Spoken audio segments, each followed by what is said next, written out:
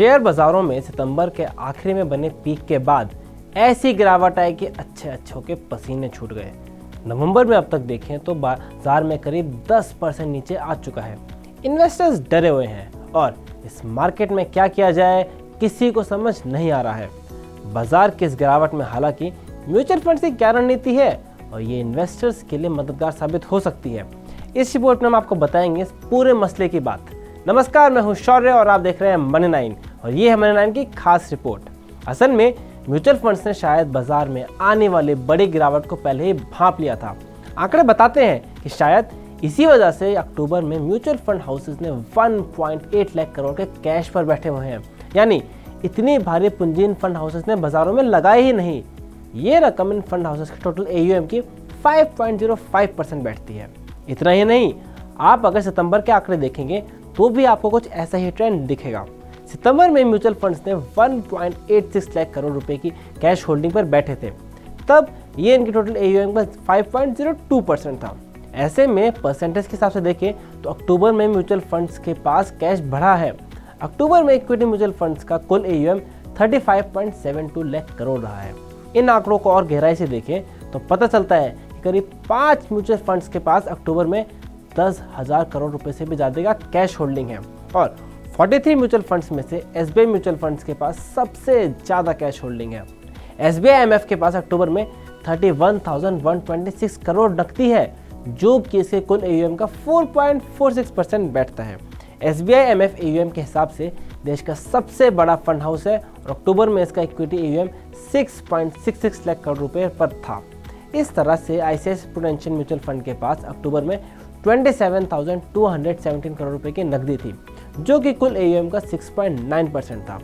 HDFC MF की बात करें तो इसके पास 22,711 करोड़ रुपए कैश थे और इसके कुल AUM का 6.16% बैठता है।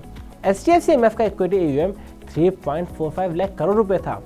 PPFAS MF के पास इसी दौरान 17,116 करोड़ रुपए की नकदी थी और ये इसकी टोटल AUM का 19.86% है। निप्पॉन म्यूचुअल फंड की बात करें तो इनके पास 8,656 करोड़ रुपए हैं और क्वान म्यूचुअल फंड्स के पास 8,200 करोड़ रुपए अक्टूबर में थे। तो ये तो बात हुई बड़े म्यूचुअल फंड्स की।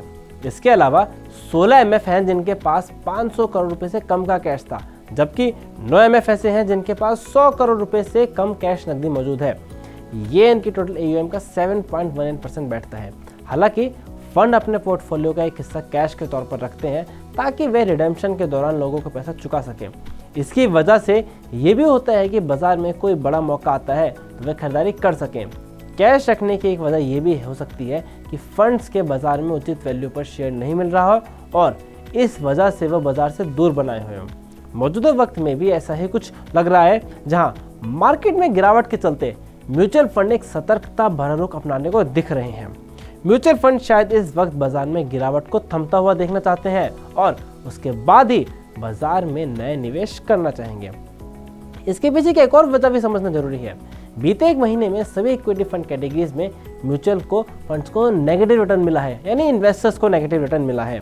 इन कैटेगरीज ने 0.82% से लेकर 12.42% तक का नेगेटिव रिटर्न दिया है। सेक्टोरल और थीमेटिक समेत सभी को जोड़ ले तो इस वक्त 22 इक्विटी म्यूचुअल फंड कैटेगरीज हैं। इक्विटी म्यूचुअल फंड्स के उल्ट डेट फंड्स में अक्टूबर में तगड़ी रिकवरी दिखाई दी है। इनके स्कीमों में अक्टूबर ने 1.57 लाख करोड़ रुपए के नेट इनफ्लो आया है, जबकि एक महीने पहले सितंबर में इस फंड्स का तगड़ा रिडेम्पशन दिखाया गया था, यानी 16 में से 14 डेट म्यूचुअल फंड कैटेगरीज में नेट इनफ्लो अक्टूबर में रहा है। पॉजिटिव इनफ्लोज के चलते डेट म्यूचुअल फंड्स के एसेट बेस 11% बढ़कर 16.64 लाख रुपए करोड़ पर पहुंच गया है। सितंबर के आखिर में यह आंकड़ा 14.97 लाख करोड़ का था। शेयर बाजार पर विदेशी इन्वेस्टर्स की निकासी भारी पड़ रही है। साथ ही अब रूस यूक्रेन जंग के और गहराने का भी प्रेशर बढ़ता जा रहा है बाजार के ऊपर।